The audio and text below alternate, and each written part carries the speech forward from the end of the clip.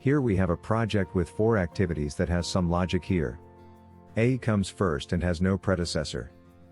B has to come after A is done, C has to come after B is done. And D has to come after C is done. We have some durations here. And some costs of the activities. This cost would be like the cost of the whole activity, not the cost per day. For example, activity A would cost $200 per day, or a total of $400. So let's go ahead and draw the Gantt chart. For this we'll grab a graph paper right here. And first things first, let's go label our axes.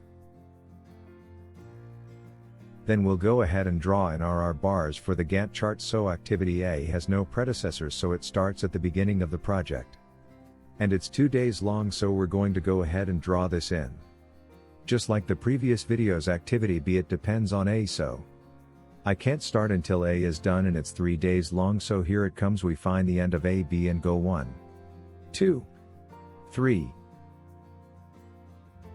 For C, 4 days long depends on B, so can't start until B is done, so we're going to go 1, 2, 3, 4. Activity D depends on C and it's 3 days long. So it starts on C and we have 1, 2, 3. Now that we know this, just adjust. We have an average here in case if we go to Gantt chart. This is our Gantt chart and we have some advantages and disadvantages, and those are right here. So the advantages are bar charts or Gantt charts. They are the same thing. They are really easy to understand. Anyone can look at this once it's drawn and say, well, hey, this project is 12 days long.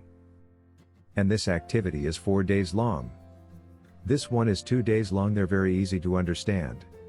And thus they're an effective communication tool. You can show this to someone and get the point across really easy. Now, something that they're also really good at is the ability to identify resource requirements over time. For example, we have this cost of activity, and I mentioned activity A costs $400 in total. So it would be $200 a day. Well, we can calculate then the daily cost of our project would be, and then the cumulative cost, and you can just do that down here. And I just got these numbers, like I said, $200 per day would give us a total of $400 for activity A, and then if you had activity B, total cost of $1,200 across 3 days.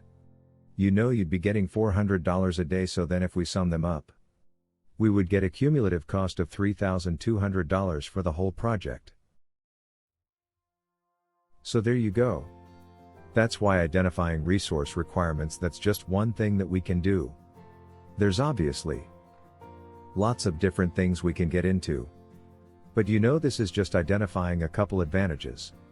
And then we have our disadvantages down here.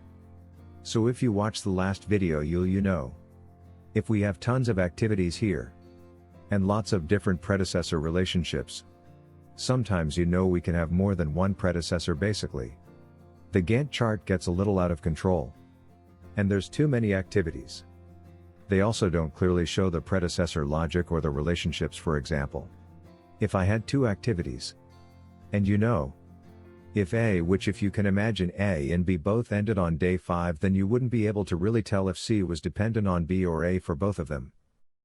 So that's not very clear for both of them. And the other disadvantage is, they don't show the impact of delaying an activity. For example, if I delayed A, would that delay B? It will probably. It looks like it would, but what A delay C? Or would it delay D? Well, it doesn't really show exactly the impact of that as well. So that's why we're going to be using in network diagrams in the coming videos.